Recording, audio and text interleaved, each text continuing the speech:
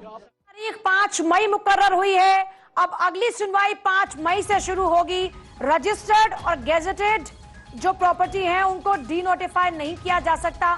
2 points पर अभी जो वकील थे उन्होंने क्लियर किया कि सिर्फ 2 पॉइंट पर अभी अंतरिम आदेश लागू होता है। इसके अलावा जो बाकी के संशोधन थे वो ऐसी प्रॉपर्टीज पर लागू रहेंगे जो रजिस्टर्ड नहीं है, जो गेजेटेड नहीं है, उन पर यह फैसला लागू होगा। सैया जी,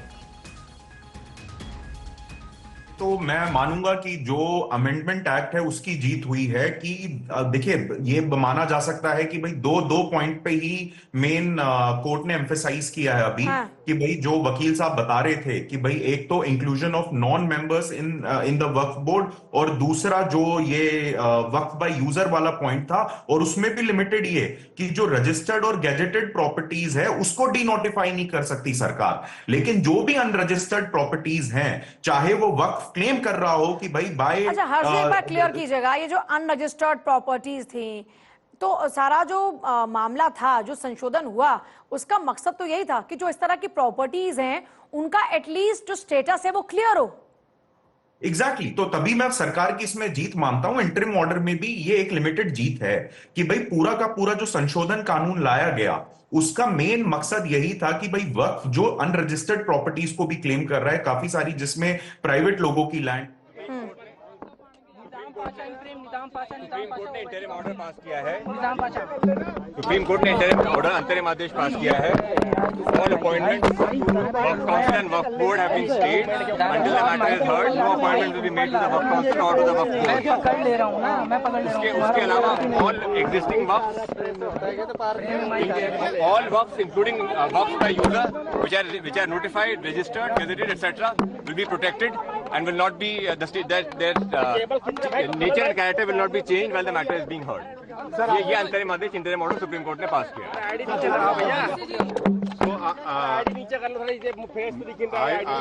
अंग्रेजी में बोलो। सर हिंदी में, पहले हिंदी में। अभी आपने कोर्ट का, सुप्रीम कोर्ट के honourable chief justice of India के साथ जो बेंच का ऑर्डर आपने सुन लिया, हमारे काउंसिल निजाम पाशा ने वो काउंसिल है, किसी पर्सनल की तरफ से काउंसिल है, मेरे ही फ्रेम में वो है।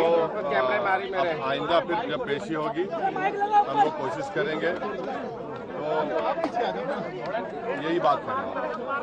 और कुछ मूवमेंट क्यों कर रहे हैं? नहीं, अभी जो सुप्रीम कोर्ट ने तो कह दिया है कि वक्फ बाय यूजर पे सुप्रीम कोर्ट ने एक बार में स्टे लगाया है, और वक्फ बाय यूजर के डिलीशन पर स्टे लगाया है, और साथ ही साथ कोई सेंट्रल वक्फ काउंसिल के बनाने पर स्टे लगाया गया है, स्टेट वक्फ बोर्ड के बनाने पर स्टे लगाया गया है। पूरे सर, मैं आज के फैसले से आप मुतमईन हैं सर, क्योंकि कल सुप्रीम कोर्ट 3 डायरेक्शन देने वाला था, लेकिन आप सेटिस्फाई हैं? आज का जो फैसला उससे आप सेटिस्फाई हैं सर? कितना आश्वस्त? देखिए, मैं joint working committee of parliament का मेंबर था। जितने अमेंडमेंट सरकार ने उसमें लाए थे हमने उसकी मुखालिफत की, और हमने डाइसेंट रिपोर्ट दिया। पार्लियामेंट में भी मैंने उस पूरे बिल की मुखालिफत की है। तो ये कहना कि मैं दूसरे बिल के प्रोविजंस को मान लूंगा, ये सवाल पैदा नहीं होता। हम पूरे उस बिल को उस एक्ट को अनकॉन्स्टिट्यूशनल मानते हैं, और ये आर्टिकल 25, आर्टिकल 26, 14 और 15 और 29 का ग्रेव वायलेशन है। ये हम पहले से ही बोल किया है, और आज फिर आपके सामने रिपीट कर रहा हूँ। No. See, let us be very careful. The Honorable Supreme Court, as rightly pointed out by my counsel, Mr. Nizam Pasha, the Supreme Court has said that the Central Waqf Council and the State Waqf Boards will not be constituted. Waqf by user cannot be deleted. Now, there are other provisions also, which we as a party have come to the Honorable Supreme Court that calling it unconstitutional. Now, whenever it will be heard, our counsel, Mr. Nizam Pasha, on behalf of me, will be arguing it. As you know very well, that during the deliberations of the Joint Working Committee, I have given a Dyson report opposing all the amendments that were proposed by the government. And during the debate in the Parliament on the consideration or passing of that bill, I have opposed each and every amendment. I have called it unconstitutional. I still call this law as unconstitutional, as violating the fundamental rights of Article 14, 15, 25, 26 and 29. So our legal battle will continue to ensure that this act, against this act will continue. देखिए सवाल, देखिए आपको पूरे उस कानून को समझने की जरूरत है। अब 5 साल का मुसलमान प्रैक्टिसिंग रहेगा, सर इधर भी 5 साल प्रैक्टिसिंग मुसलमान का तो रहेगा। अब उसको कौन डिसाइड करेगा? अब कोई महिला है, उसको कौन डिसाइड करेगा? तो ऐसे कई उसमें जो अमेंडमेंट्स के जरिए लॉ बनाया गया है, हम उसके आज भी मुखालिफत कर रहे हैं और कल भी अपोज करते रहेंगे। और लीगली हम सुप्रीम कोर्ट में चैलेंज किए, हम उसको उन तमाम चीजों को violation of the fundamental rights मानते हैं।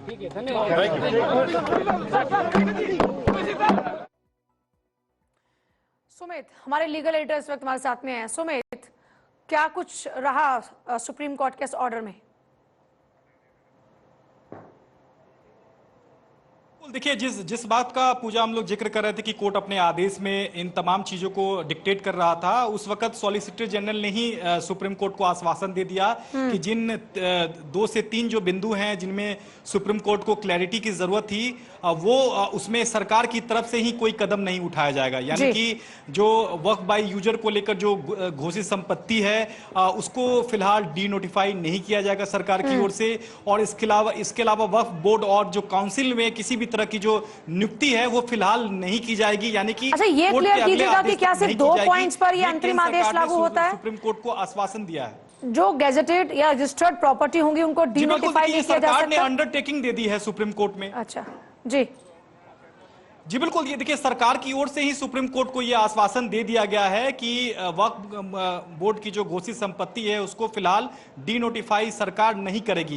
ये केंद्र सरकार की ओर से सुप्रीम कोर्ट को अंडरटेकिंग दी गई है और इस बयान को, केंद्र सरकार के इस बयान को सुप्रीम कोर्ट ने अपने यहाँ रिकॉर्ड कर लिया है कि सरकार इन बिंदुओं पर किसी भी तरह की आने वाले दिनों में कार्रवाई नहीं करेगी। लेकिन एक बात तय है कि जो कानून के जो अमल पर जो जहां तक बात है, कानून के अमल पर किसी भी तरह की रोक सुप्रीम कोर्ट ने नहीं लगाई है। सुप्रीम कोर्ट ने केंद्र सरकार को 1 हफ्ते में इस पूरे मामले में जवाब दाखिल करने को कहा है, क्योंकि केंद्र सरकार की ओर से ही कहा गया था कि वो 1 हफ्ते में इस पूरे मामले में जवाब दाखिल करना चाहती है। तो निश्चित तौर पर कानून के अमल पर रोक नहीं है, लेकिन ऐसे कुछ बिंदु हैं जिस पर सरकार की ओर से खुद कार्रवाई नहीं की जाएगी। ये केंद्र सरकार ने सुप्रीम कोर्ट को आश्वासन दिया है, जिसमें जो अहम बात यही है कि जिसमें काउंसिल और वक्फ बोर्ड में किसी भी तरह की नियुक्ति नहीं होगी।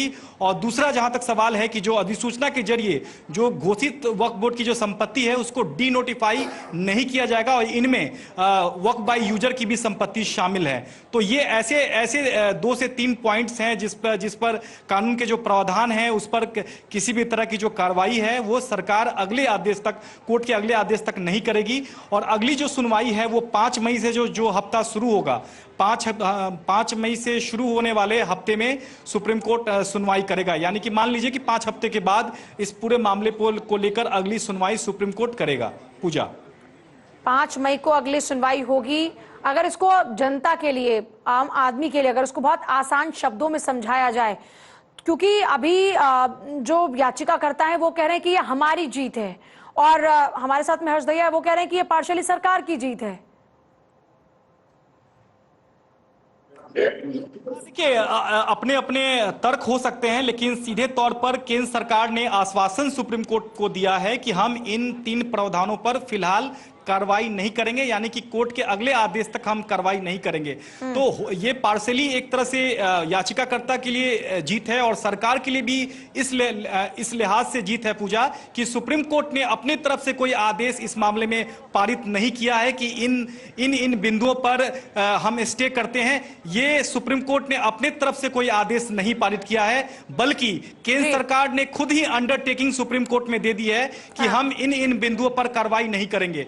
तो निश्चित तौर पर कुछ राहत याचिकाकर्ता के लिए और कुछ राहत सरकार के लिए, ये दोनों बातें अपने अपने जगह पे बिल्कुल सही नजर आती है। तो अब इंतजार करना होगा सरकार का कि इस मामले में एक हफ्ते में सरकार की ओर से क्या कुछ जवाब सुप्रीम कोर्ट में दाखिल किया जाता है। जो अगली सुनवाई 5 मई से शुरू होने वाले जो हफ्ते में होगी, उसमें जवाब पर जब रिकॉर्ड पर आएगा तो क्या सुप्रीम कोर्ट जवाब से संतुष्ट होता है या नहीं, ये भी देखना बेहद अहम रहेगा। संतुष्ट होता है कि नहीं, ये देखना होगा। सत्यम सिंह अधिवक्ता हैं सुप्रीम कोर्ट के, और हर्ष दहिया भी लगातार बने हैं, साथ ही साथ राकेश कुमार सिंह भी अधिवक्ता हमारे साथ में है। सत्यम सिंह जी, अब सब कुछ डिपेंड करता है कि सरकार मजबूती से अपनी दलीलों को पेश कर पाती है नहीं, क्योंकि अभी जिस तरह से सुमित जिक्र कर रहे थे कि अभी तो सरकार ने कहा कि ठीक है हम अभी ऐसी कोई कार्रवाई नहीं कर रहे। देखिए, इसमें बात आती है जो है पूजा, सरकार किस तरीके, तो सरकार अपनी चीजों पे काफी ज्यादा रिजिड है। अगर जहां तक हम सॉलिसिटर की बात करें तो कल भी जैसे सॉलिसिटर की तरफ से था और आज भी था।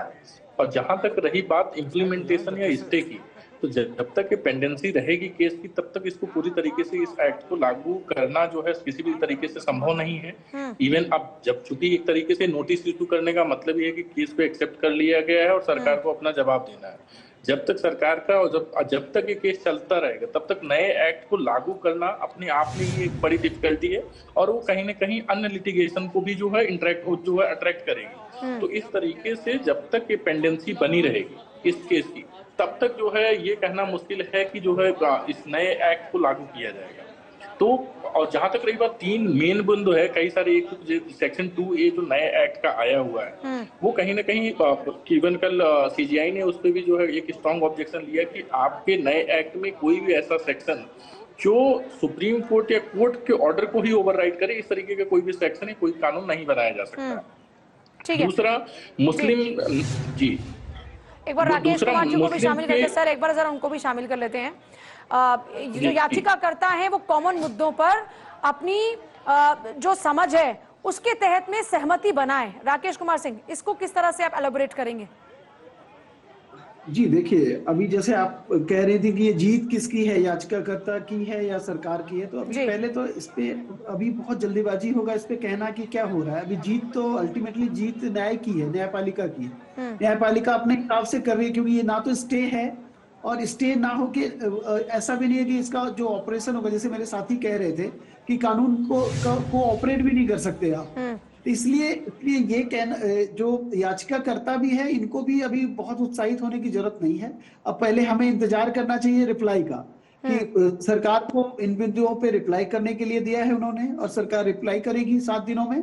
उसके बाद देखते हैं कि सरकार इसके जो कंटेंसस इशू है, 2 इशू जो खास करके वक्फ व यूजर और ये बोर्ड की जो नियुक्ति वाली बात है, इस पे सरकार का क्या स्टैंड होता है, इस पे आगे बहुत कुछ डिपेंड करेगा।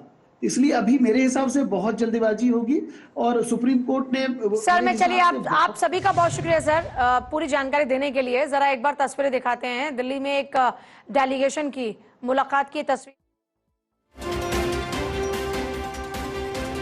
तो वक्फ संशोधन कानून पर 7 दिन का वक्त सुप्रीम कोर्ट ने सरकार को दिया है जवाब देने के लिए, और जब तक सरकार जवाब नहीं दे देती, इन 7 दिनों तक यथास्थिति बनी रहेगी। जवाब देने तक वक्फ संपत्ति जो है वो यथास्थिति रहेगी, और वहीं सरकार के जवाब देने के 5 दिन बाद याचिकाकर्ताओं को जवाब देना होगा। और साथ ही साथ ये भी कहा है कि याचिकाकर्ता किसी एक बिंदु पर एक हो, और क्योंकि 110 से 20 फाइलें पढ़ना संभव नहीं है।